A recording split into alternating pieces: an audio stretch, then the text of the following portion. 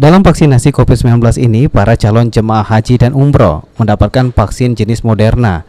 Pihak Ampuri bekerjasama dengan Dinkes Palembang menyediakan kurang lebih 1.200 dosis vaksin Moderna. Disampaikan oleh Kuswaryansyah selaku Sekjen Ampuri Sumsel, dari jumlah dosis yang disediakan tersebut setidaknya ada 800 calon jemaah haji dan umroh mengikuti vaksinasi dan sisanya diberikan untuk masyarakat umum. Dengan dilakukannya vaksinasi ini, para calon jemaah haji dan umroh siap untuk kembali menunaikan ibadah ke Tanah Suci Mekah jika nanti telah diberikan izin oleh pemerintah Saudi Arabia. Ya, dengan berharap kami telah melaksanakan program pemerintah dalam vaksinasi. Kami berharap juga dengan sebentar lagi mungkin dibukanya umroh untuk jamaah umroh Indonesia. Ya, kami sudah siap.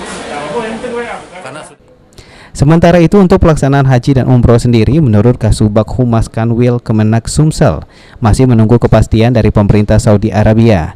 Namun demikian, vaksinasi harus tetap dilakukan karena menjadi syarat murni untuk pelaksanaan haji dan umroh. Kan memang apakah tahun depan itu bisa terlaksana pemberangkatan haji maupun umroh. Namun pelaksanaan vaksin ini harus terus berjalan karena ini adalah merupakan syarat murni itu.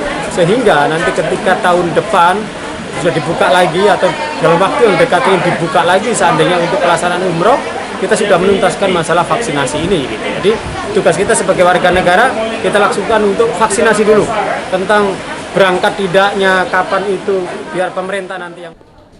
Berdasarkan data dari Kanwil Kemenak Sumsel, untuk calon jemaah haji Sumsel yang gagal berangkat dalam 2 tahun terakhir akibat pandemi COVID-19 mencapai 14.000 orang, dan untuk umroh bisa dipastikan lebih banyak lagi. Firman Hidayat, PAL TV.